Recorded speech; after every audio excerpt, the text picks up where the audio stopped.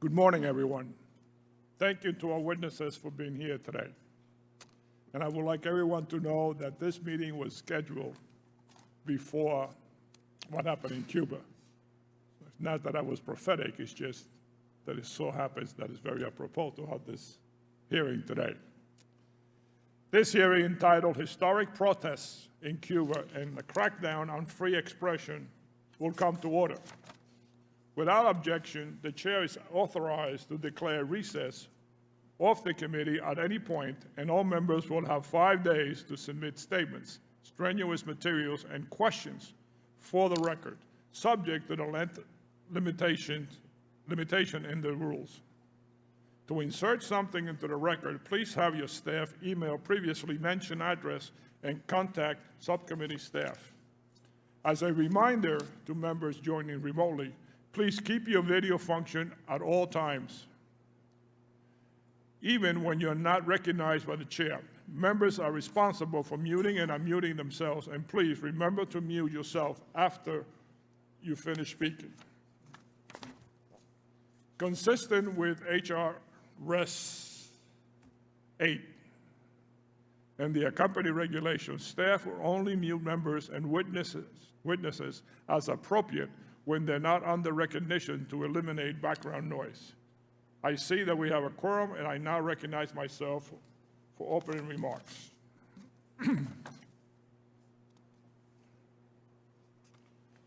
What we have witnessed over the last week in Cuba is nothing short of historic. Cubans have taken to the streets by the thousands to call for freedom and democracy. They have been clear in demanding an end to the dictatorship.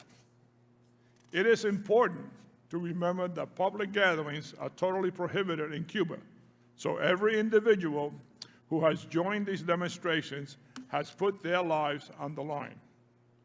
They have decided that it is worth it to risk jail time, beatings, torture, and even death if it means the Cuban people might finally have the chance to be free. We must not lose sight of just how powerful that is. The Cuban people are fed up. They have had enough of a repressive dictatorship. We must stand with them in their quest for freedom. I appreciate the statements of strong support we have seen so far from President Biden and Speaker Pelosi. I am ready to work with the Biden administration to translate those statements into actions we can take to provide immediate support to the Cuban people. We need to work urgently to restore and expand internet access on the island. Unfortunately, there is no silver bullet to solve this problem. The regime is effective at confiscating equipment needed for satellite connections, and it is adopting and improving its censorship tools with the technical support from the Chinese government.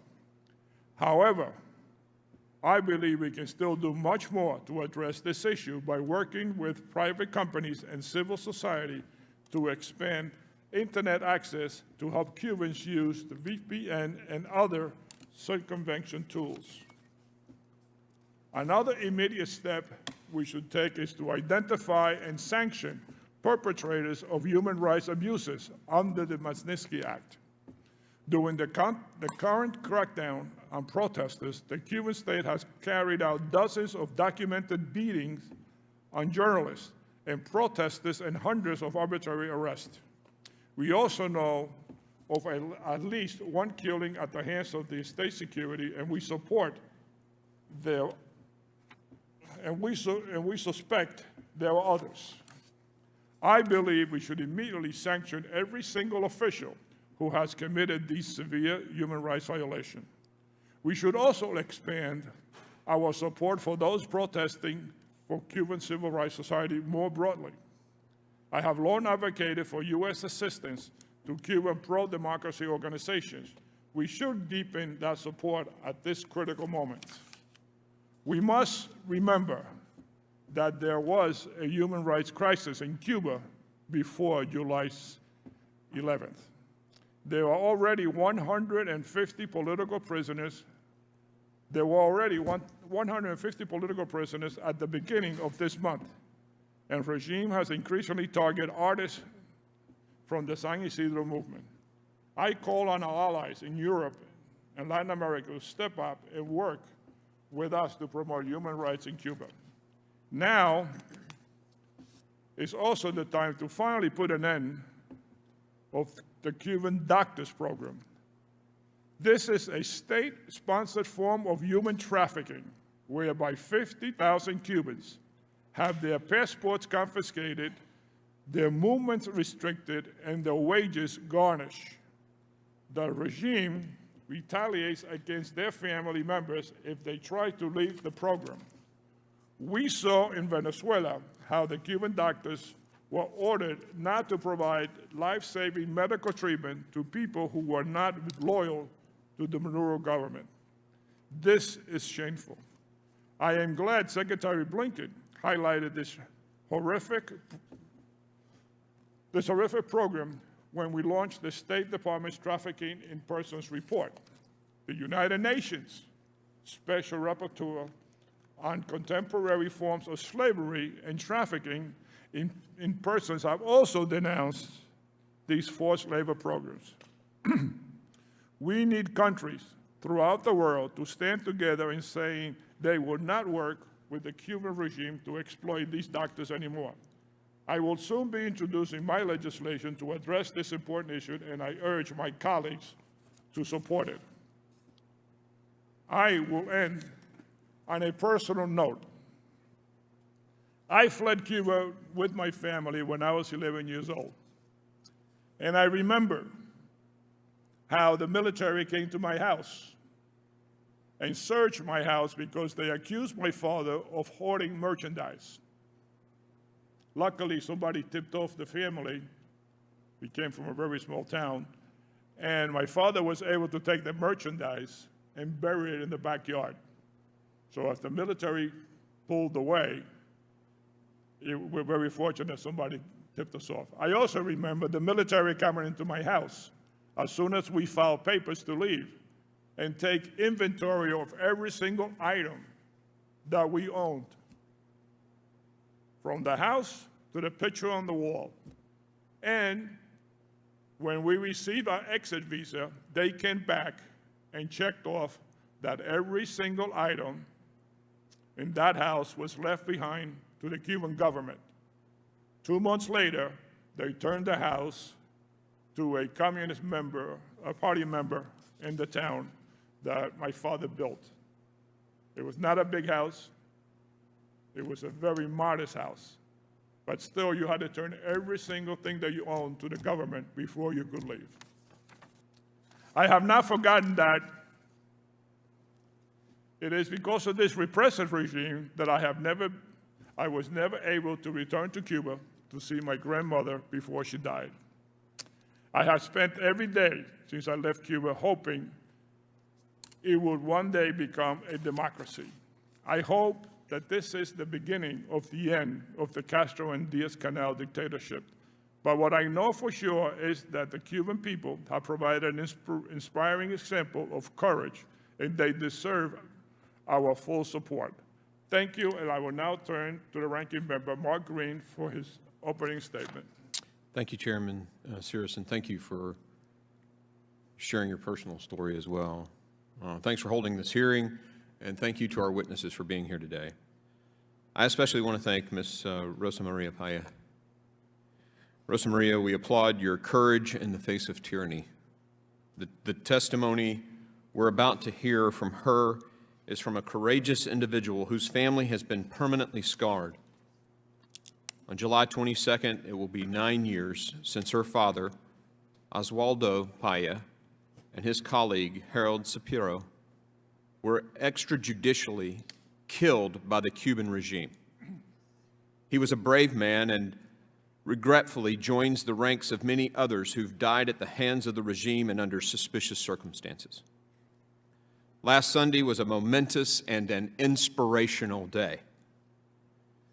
Tens of thousands of Cubans all throughout the country took to the streets demanding freedom from the communist dictatorship. Some even waved the American flag as they demanded libertad. Since 1959, Cuban people have been trapped by the iron grip of Fidel Castro, his brother, and its hand-picked successor. Despite brutal and violent crackdowns from the regime, many courageous Cubans continue demanding their God-given right to liberty and democracy, something 3 generations and millions of Cubans have been deprived of. Let's be clear. This is not about COVID-19. This is not about the embargo. What are the Cuban people shouting in the streets? Libertad. Cubans are sick and tired of being oppressed, and they are in the streets openly and bravely demanding an end to communism. Even prior to these recent protests, anti-regime sentiment has steadily increased in the country. In November, the communist regime broke up a hunger strike led by the San Ysidro movement, a collective of artists, musicians, writers, and scholars. This led to a large protest by hundreds of artists and activists in front of the regime's Ministry of Culture. These protests have been dubbed by some observers as an awakening of civil society in Cuba, and it sure looks that way. A new generation is rising up, and they want to live in freedom. I am in awe of the courage of the Cuban people and the many risks they take protesting the violent and brutal dictatorship. We must not ignore the dangers they face. An untold number of peaceful protesters and activists remain imprisoned. Demonstrators risk jail, degrading treatment, torture, even death, all for liberty. Additionally, the communist regime uses Chinese technology to block and censor internet service and disrupt communications across the island. These violations of basic human rights are absolutely unacceptable. We must demand action. This is a crisis that requires a bipartisan response. And Chairman Cyrus, I know this issue hits home for you, and I know you hear, as no one else can, the Cuban people's cries for liberty and dignity. Holding the communist regime accountable for its repressive policies while supporting the people's quest for freedom and democracy is crucial. I hope we can prioritize this issue for the good of all Cubans and for the good of the Western Hemisphere at large. The Cuban people have never experienced the kind of self-government and freedom that many Americans take for granted. As the freest and most prosperous nation in the world, the United States must unequivocally stand with the Cuban people against the communist regime. There's a light at the end of the tunnel, and Cuba has never been closer. When will the Cuban people finally be free? When people of faith are no longer afraid of arbitrary detentions, threats, and harassment from communist officials, that is liberty. When artists, musicians, and writers can freely express their political opinions in song without fear of retaliation, that is liberty. When parents don't have to wait hours in line for basic staples like rice and beans just to feed their starving children, that is liberty. When the dying communist regime breathes its last breath, when a sovereign republic takes its place, and when separated families are reunited in a free Cuba, that is liberty. Mr. Chairman, the people of Cuba are looking to the United States for help and guidance. I look forward to working with you to answer their cries. Thank you, and I yield. Thank you very much, Ranking Member Green. I will now yield to Ranking Member McCaul for his opening statement. Thank you, Chairman Cyrus and Ranking Member Green, for your passionate remarks this morning and for holding this important hearing on historic protests that we are seeing in Cuba. I think this is a pivotal point in history. It's a moment in time, and we need to take advantage of it.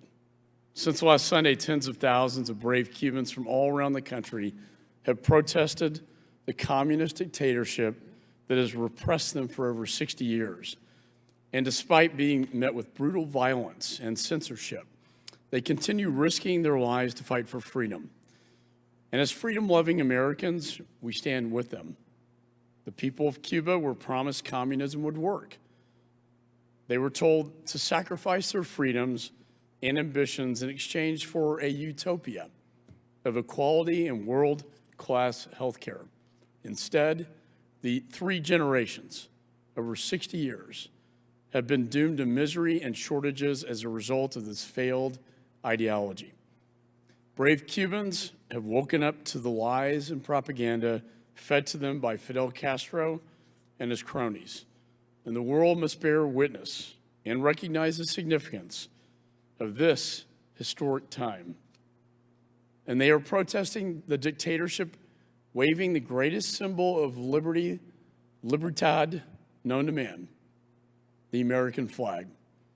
Because they know, and the regime knows, that America stands for everything the Cubans are fighting for: freedom, liberty, and democracy. Regime thugs are snatching innocent Cubans from their homes simply for calling for freedom. And we know the Venezuelans are in there too, with their military, as they crack down, they knock doors down and take people out of their homes and throw them in prison. The idea that a protester will be sentenced to 20 years in prison for simply exercising what is sacred in this country, and it's a right to free speech. And they are violently cracking down and violating the religious freedoms and liberties of the Cuban people.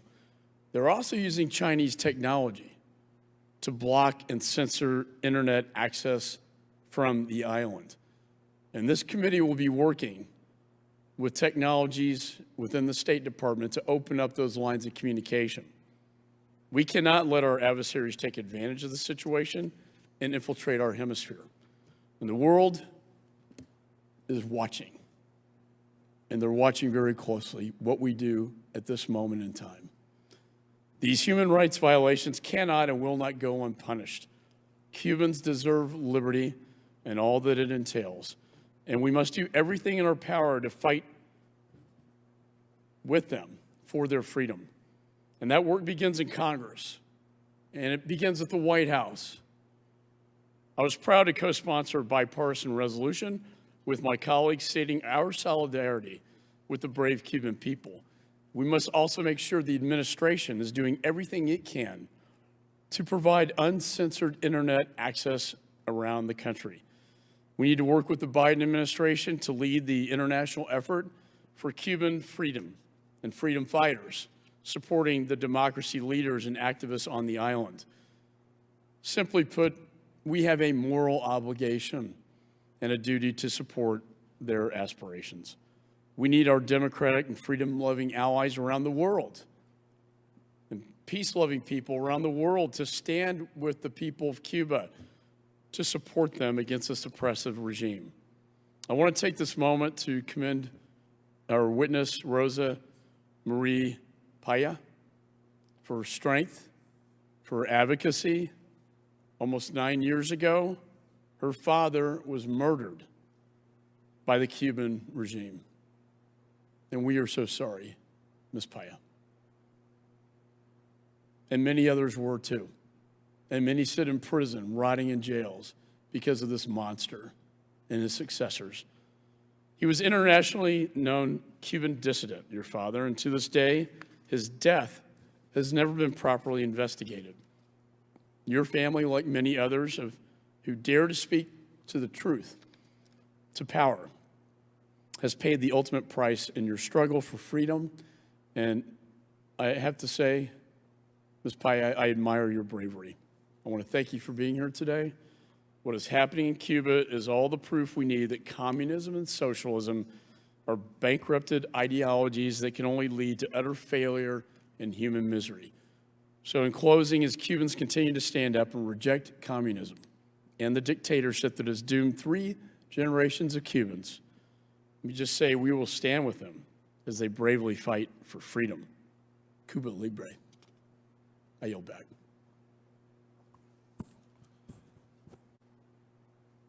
Thank you, Ms. Payá. I now turn to you for your testimony. Thank you so much, Mr. Chair, and thank you so much to all the members of the Congress for this opportunity and for your kind words. My name is Rosa María Payá from the citizen initiative Cuba Decide to promote human rights. Our network on the ground have seen explosive growth over the last 16 months. My father, Oswaldo Payá, was killed in Cuba under the orders of the Castro brothers on July 22, 2012. The Cuban peoples are in the streets fighting for freedom. In at least 45 cities, massive protests took place. This regime has responded with brutal repression, causing countless arrests, injuries, and death. On national TV, Miguel Díaz-Canel has called for a war in the streets and to fight using any means. In the eastern provinces, the police shot on one protester in the head. It is on video. The name of the victim is still unknown.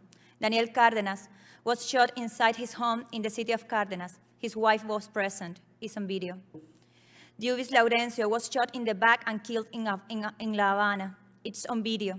He was 36 years old, and his family is now denouncing that official press falsely called him a delinquent. Videos show people arriving at hospitals badly hurt by police beatings and bullets. One shot in the arm, another in the leg, another in the stomach. The victims are workers and students, not only members of the organized opposition. FDP has documented at least 532 detained and missing persons, but we estimate that the actual number to be on the thousands. The regime has its days numbered, and the world is watching. In this context, to lift the sanctions against the Cuban regime is to fund the Cuban police and military, who oppress the people in the streets, obeying top government officials like General Raúl Castro, Miguel Díaz-Canel, General Rodríguez López Callejas, General Álvarez Casas, Minister of Interior, General López Miera, Minister of the Armed Forces. It is a moral imperative to stop the regime abuses after 62 years of crimes against humanity perpetrated by a military dictatorship that has never been held accountable.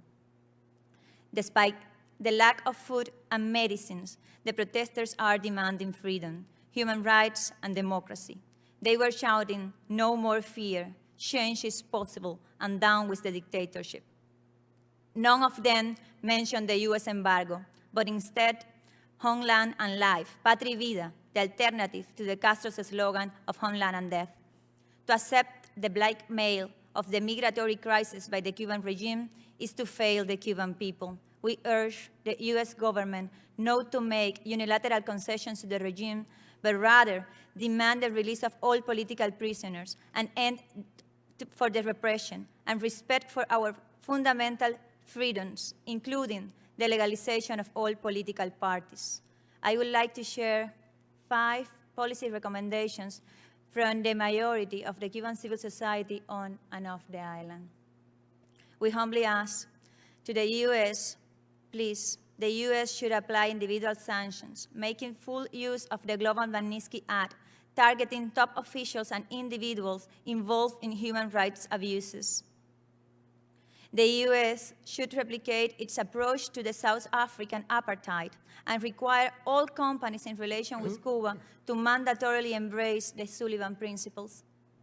The US should take action to break the regime's communication monopoly by enabling independent access to internet to Cubans, bypassing the censorship of the regime. The US should invite the European Union and the Organization of the American States, all the members of the Organization of the American States, to take similar steps and use all available tools, including the Inter-American Treaty of Reciprocal Assistance, to address the threat posed by the Cuban regime. The regime is illegitimate and should continue to be excluded from the Summit of the Americas until it complies with the Inter-American Democratic Charter. The US has the ability to stop the impunity of the regime and protect persons from its brutal repression. All options within the international law must be on the table to protect civilians' lives in Cuba. My father said that the American and the Cuban people queremos ser libres y amigos. We want to be free and we want to be friends. Thank you for this opportunity, and thank you to the American people. Thank you very much.